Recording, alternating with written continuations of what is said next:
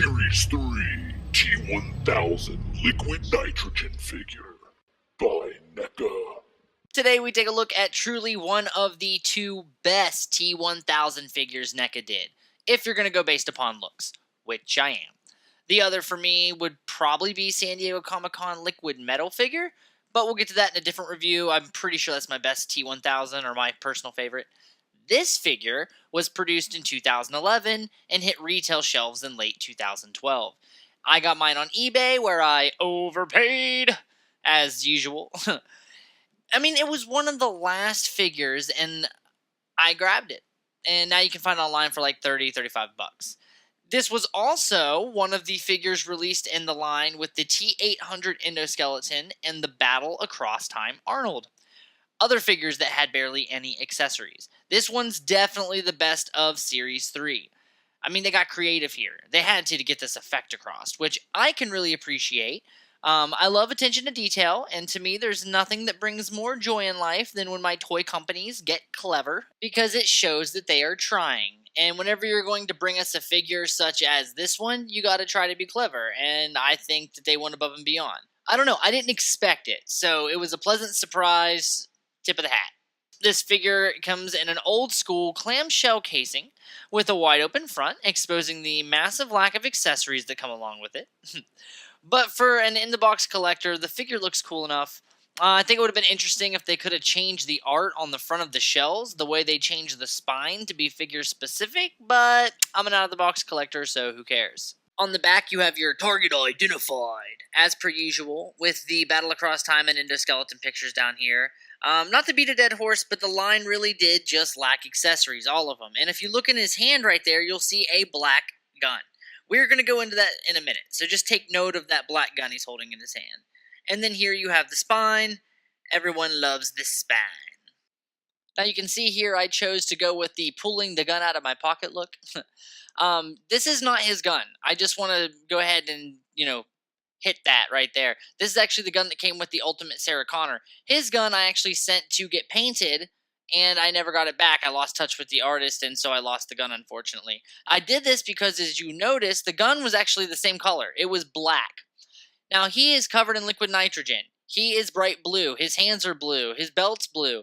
This black gun does not work. Now, this one here is dark gray with like a black handle, but like I said, a black gun with this figure does not work. So that's my first, problem with it, was when I saw the gun, it's a black gun, I'm like, are you serious? You couldn't put the liquid metal one comes with a silver gun. I think this one should have come with a blue one. That's just my personal opinion. If you're going to pay attention to the details, I think the gun should matter.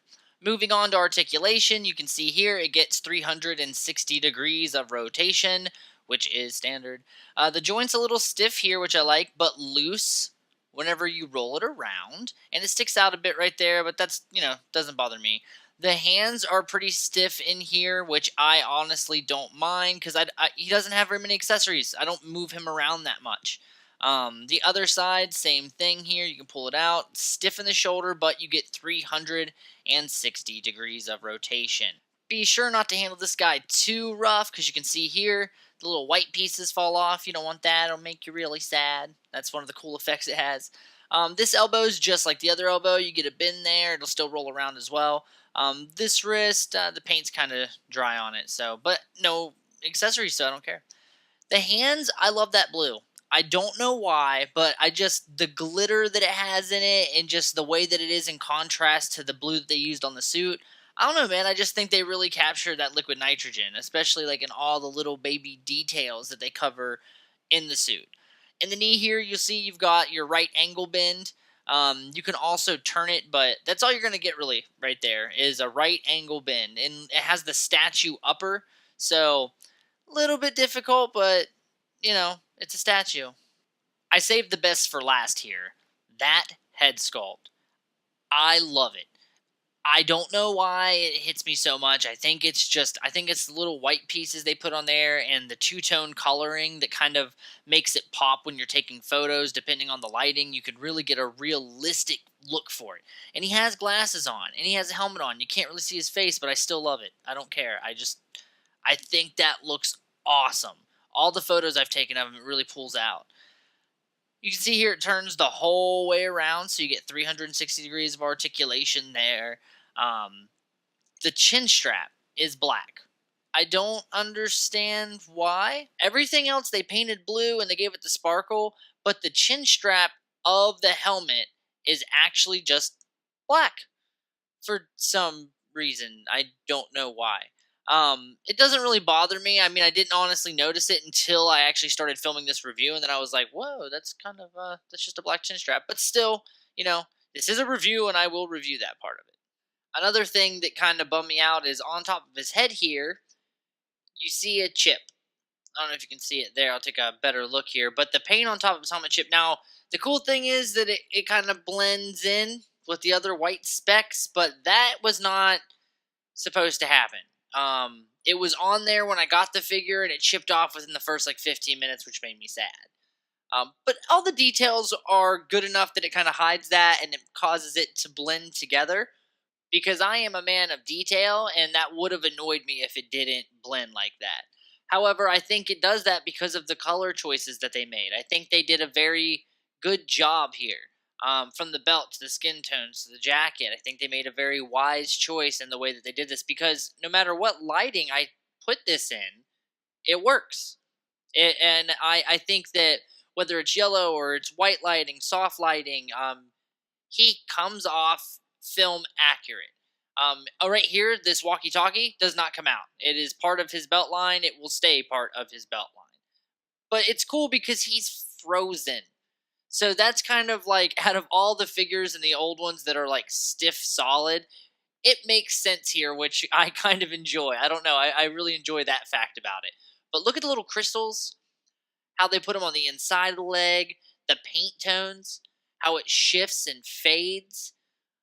Back here, you still have the liquid metal on the heel right there where it's sticking to the ground. But, I mean, all in all, I don't know. I just think artistically, this is a beautiful figure.